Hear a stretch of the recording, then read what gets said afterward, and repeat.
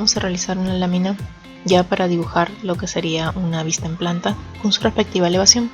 El concepto de todo esto ya lo hemos visto en clase, esto simplemente es un refuerzo para poder realizar la lámina como una especie de ayuda de memoria a lo que se explica en la sesión de clase. Bien, nuestra lámina A3 la vamos a trabajar de manera vertical, ¿ok?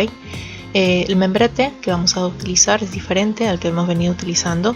En esta oportunidad vamos a realizar un membrete en la parte del margen inferior derecho. El tamaño del membrete es único, más o menos son 17 centímetros de largo por 4 centímetros de alto. Es importante primero realizar esto para poder asegurarnos cuál es el área que tenemos libre para poder trabajar. Una vez que ya tengo delimitado el espacio de mi membrete, voy a poder recién marcar con una gran X el espacio centro de mi área que tengo libre para trabajar. La razón por la que estamos midiendo de esta manera y marcando la X es para hacer coincidir la parte central de nuestro espacio de trabajo con la parte central del área que sería ocupada, es decir, 15 por 8, el espacio que ocupará nuestro plano. Debe de coincidir el centro de ese rectángulo con el centro de mi rectángulo del espacio de trabajo. La escala que vamos a utilizar es la escala 1 en 50. En esta escala vamos a dibujar todo. En este caso debemos hacer que entre dentro de nuestra lámina tanto la planta como la elevación en la parte inferior. En este momento he colocado la lámina de manera horizontal, sin embargo luego lo vamos a colocar en su posición original verticalmente para poder terminar de hacer los trazos.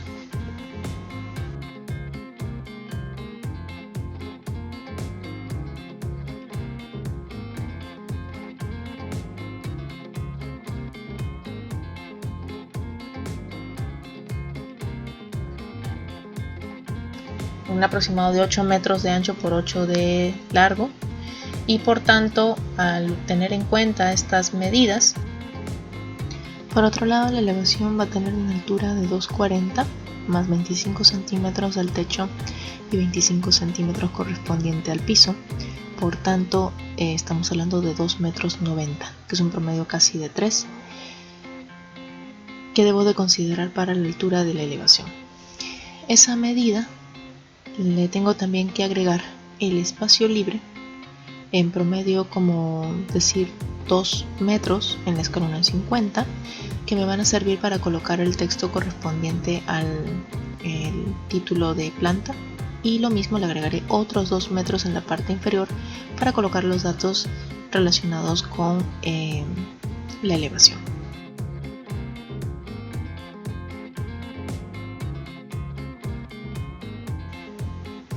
Lo que vamos a realizar ahora es la marcación de todas las medidas que se encuentran indicadas en el plano, empezando por las líneas horizontales y luego las líneas verticales.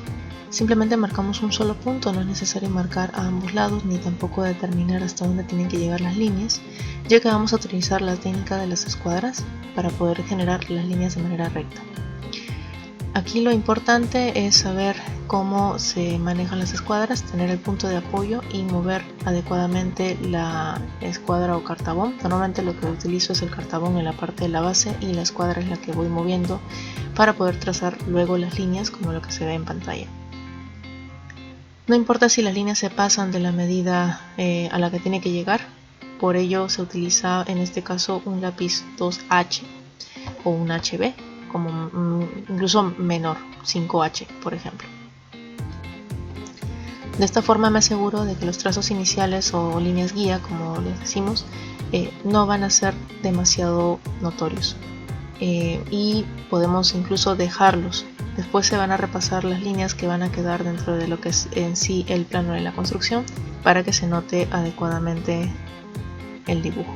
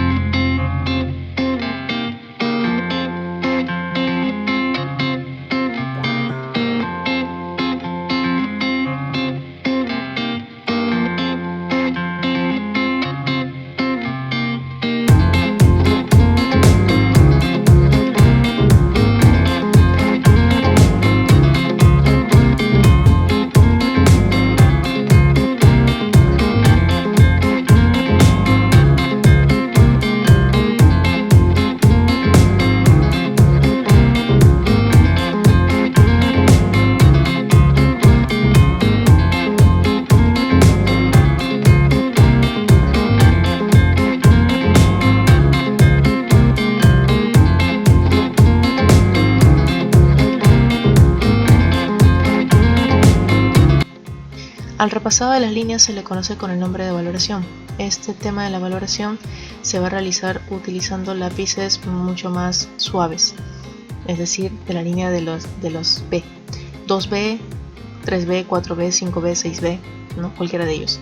La base en lo que nosotros utilizamos es el dibujo de guías, líneas guías con HB o con el 2H.